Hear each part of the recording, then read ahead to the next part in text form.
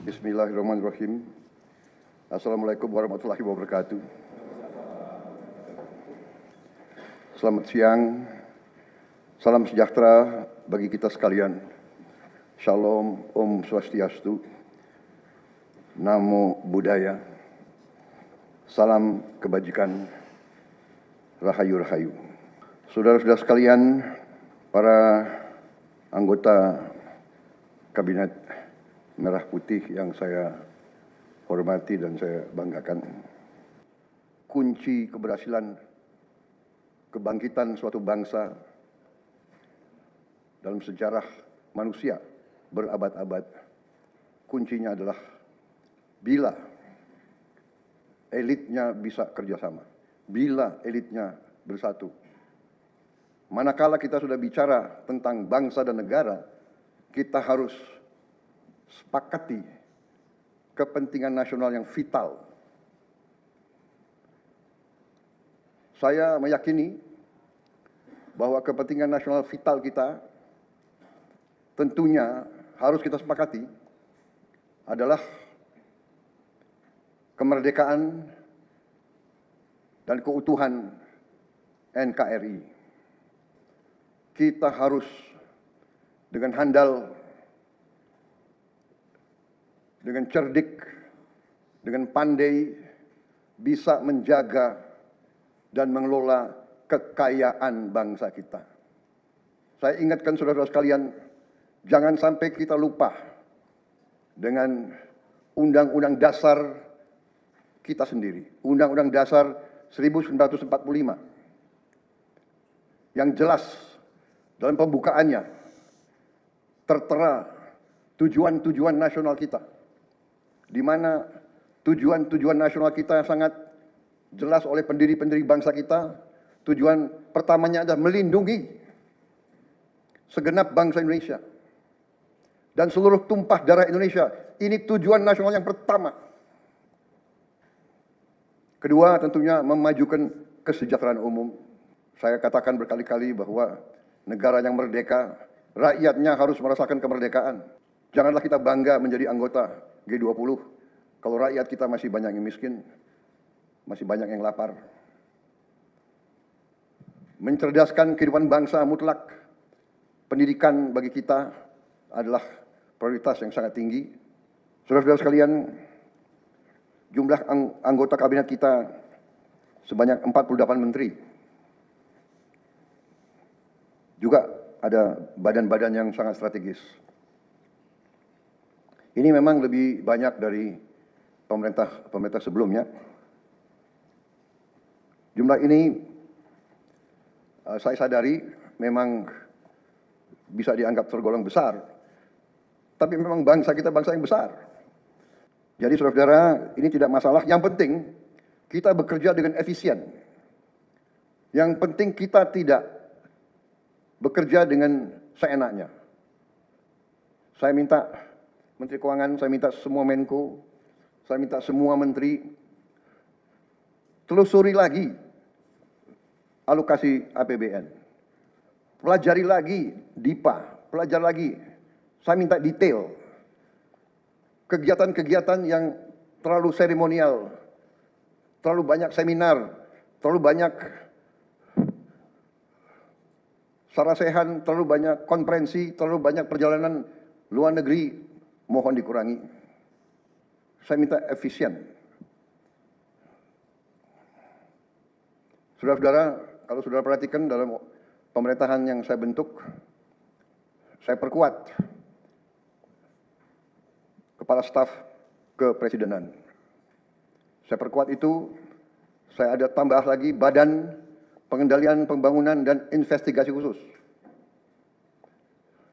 Tugas mereka adalah memonitor semua program, semua proyek yang kita akan lancarkan. Saya juga membentuk suatu badan baru, Badan Percepatan Pengentasan Kemiskinan.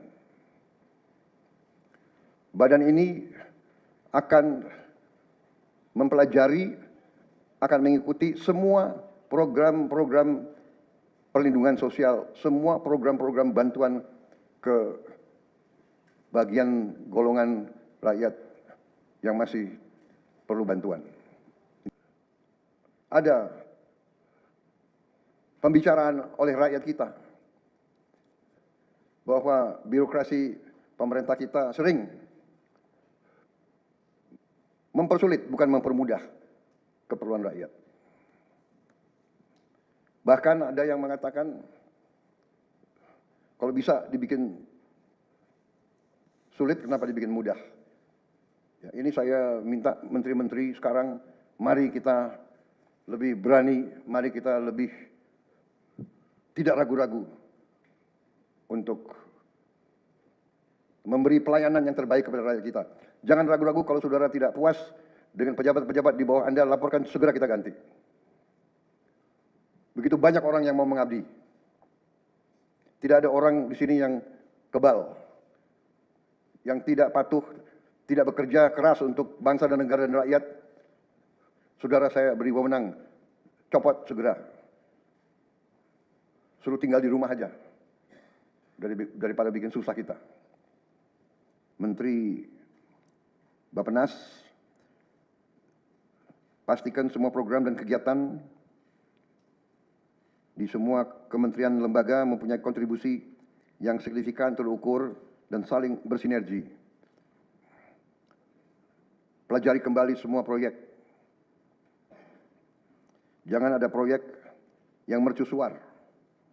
Semua ditujukan kepada yang saya sampaikan pada pidato saya di depan Majelis Permusyawaratan Rakyat pada hari pelantikan saya.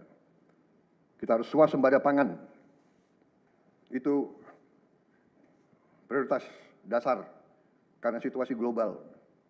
Perang besar bisa pecah setiap saat.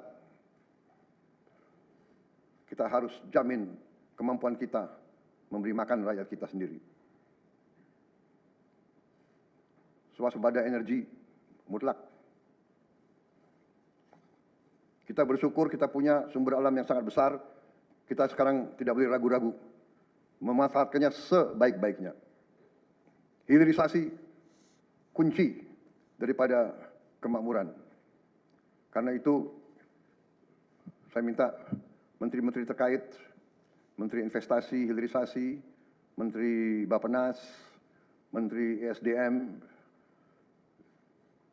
dengan beberapa menteri lain dibantu oleh tentu Menko Perekonomian dan Ketua Dewan Ekonomi Nasional, saya minta segera inventarisir proyek-proyek penting dalam program hilirisasi kita.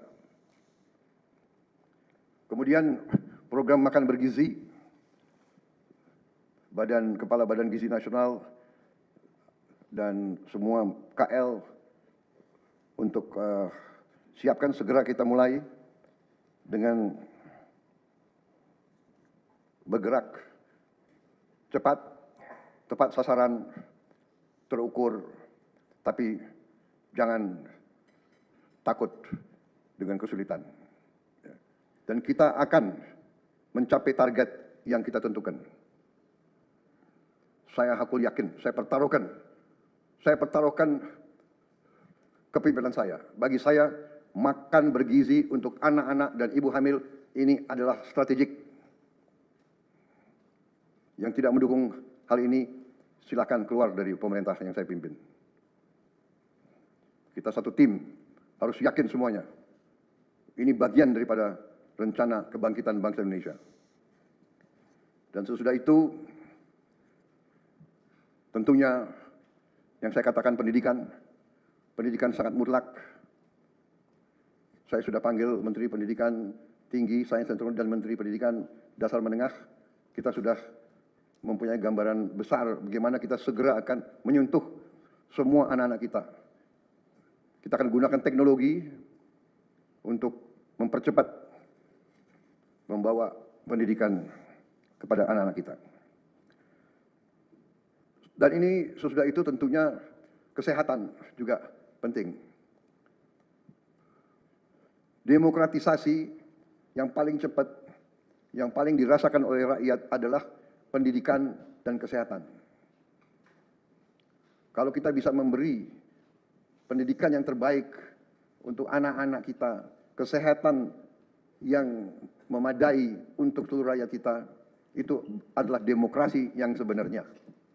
Saudara-saudara. Menteri Kesehatan, teruskan reformasi kesehatan, atasi kekurangan dokter dan tenaga kesehatan. Kita punya program khusus, nanti kita bahas tersendiri. Ini semua harus ditopang oleh pertahanan yang kuat, penegakan hukum yang tidak ragu-ragu. Saya minta Jaksa Agung, Kapolri, BPKP, Badan Intelijen Negara, fokus ancaman yang berat bagi kita, judi online, narkoba, penyelundupan, penyelewengan, korupsi, kebocoran. Hanya dengan penegakan hukum yang tegas dan intelligence yang baik, bukti-bukti yang kuat, bisa kita segera mitigasi hal ini semua.